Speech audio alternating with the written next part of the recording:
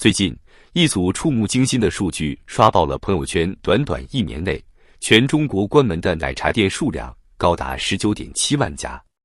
咱们平时见惯了开业红火、排队2小时的奶茶店，怎么突然之间就倒了这么多？今天再也就带大家扒一扒这背后的真相。先说个有意思的事，四川色达海拔将近4000米，常住人口才1.6万。你猜那里有多少家奶茶店？10家。没错，连这种藏区高原小县城都有蜜雪冰城、书意烧仙草这些连锁品牌。这说明什么？说明中国的奶茶市场已经卷到了极致，连偏远山区都没放过。但是你别看开得多，死得更快。根据餐饮界权威机构红餐网的统计数据，从2023年11月到2024年11月这13个月里，光是倒闭的奶茶店就接近20万家。这是什么概念？差不多每天有500家奶茶店在悄悄地关门大吉。更让人唏嘘的是，现在开一家奶茶店的寿命越来越短。以前能撑个1年算是入门级，现在呢，3个月到半年就得关门，能活过1年的都算高寿了。这不，来看几个典型案例。有位创业者把攒了5年的积蓄全砸进去，开了家奶茶店。人家是真用心 ，logo 自己设计，包装自己挑，原材料自己找渠道，事事亲力亲为。结果呢，苦撑1年多，最后亏了30万，只能在今年8月底忍痛关门。你说这是单干没经验？那再说个加盟的例子。某创业者选择加盟了一个3线茶饮品牌，总投入超过40万。2月开业，8月就倒闭了，连暑假旺季都没撑过去。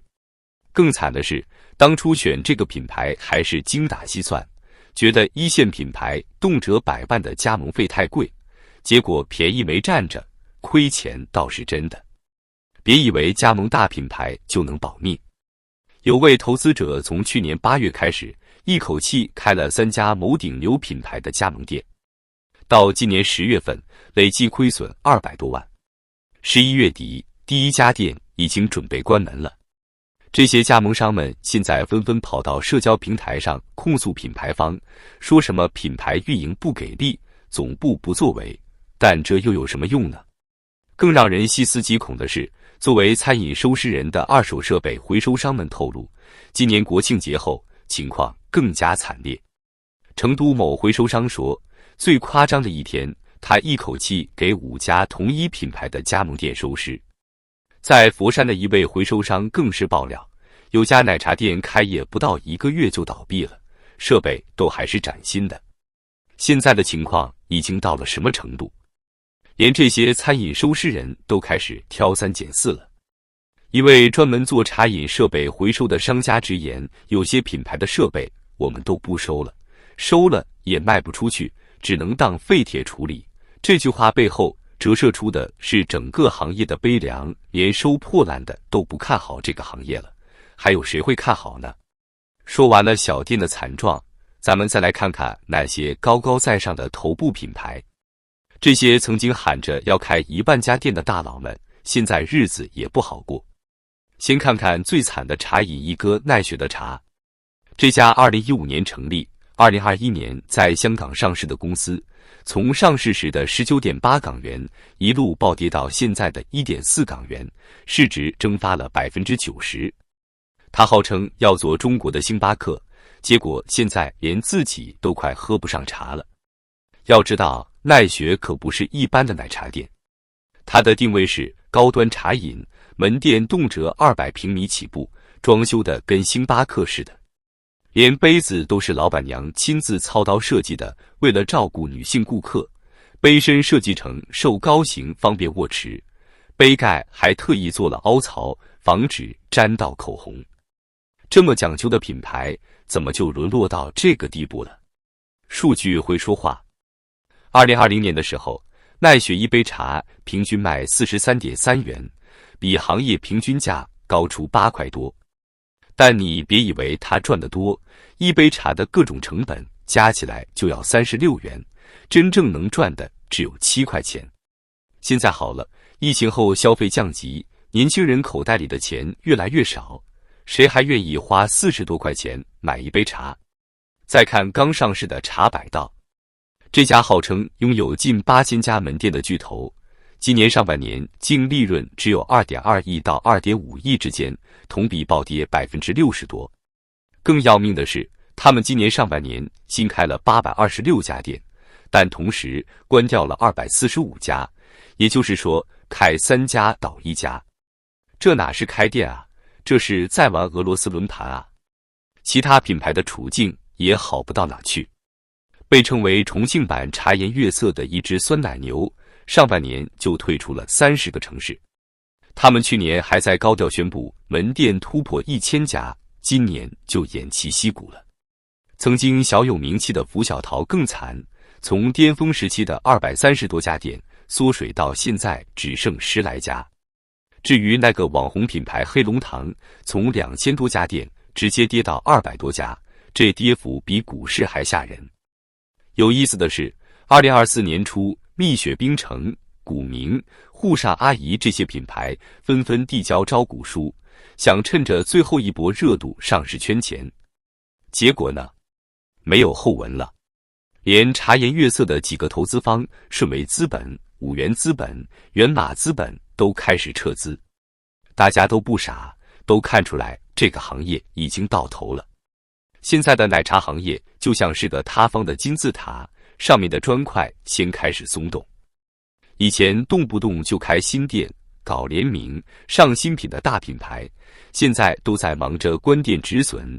茶饮第一股奈雪光是第3季度就关了89家直营店，年初还把自家副品牌台盖的店全关了。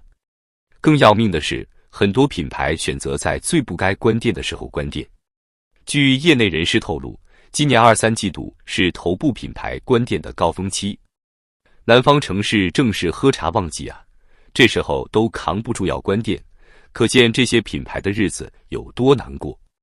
资本市场最是无情，从2021年到现在，几乎所有上市茶饮品牌的股价都在暴跌，市值蒸发大几百亿。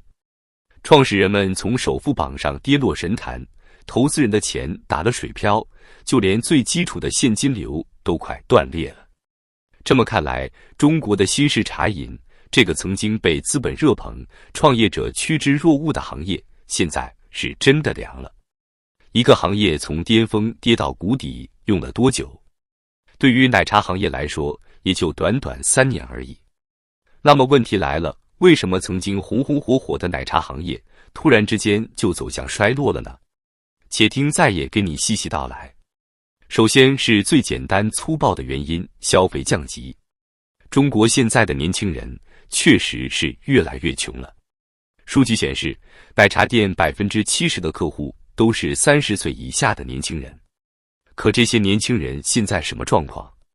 大学生毕业即失业，青年失业率创历史新高，而且就算有工作的人，也面临着随时可能被裁员、降薪的压力。这些韭菜们也是真拮据，连一杯10块钱的奶茶都要在美团上反复对比，就为了省那1、2块钱的优惠券。更别说动辄30、40块一杯的星巴克级茶饮了。数据显示，短短3年时间，茶饮行业20元以上的订单占比从33%暴跌到4%，而10元以下的订单从7%暴增到30%。这说明什么？说明现在的年轻人是真的没钱了。其次是内卷太狠。你看看这些数据，2015年的时候，中国奶茶市场规模才420亿，到2021年就暴增到1420亿，短短6年增长了1000亿。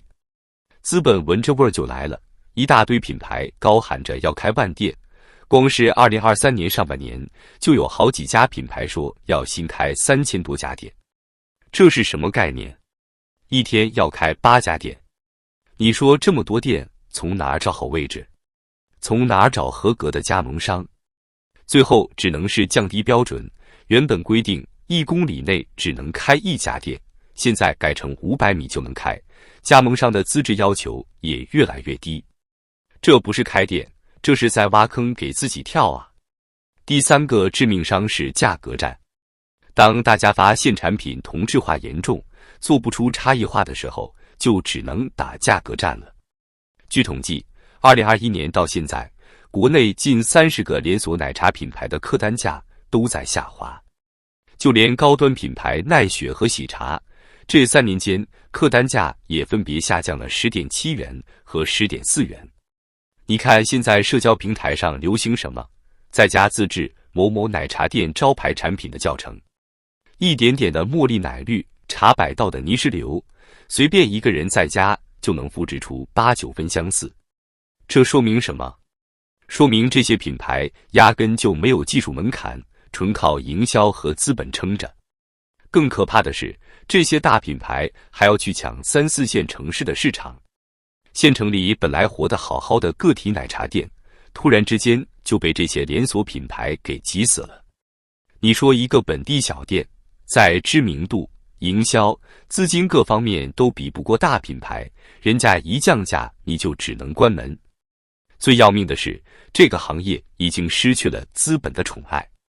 你看看茶颜悦色、顺为资本、五源资本、源码资本这些大牌投资机构都撤资了。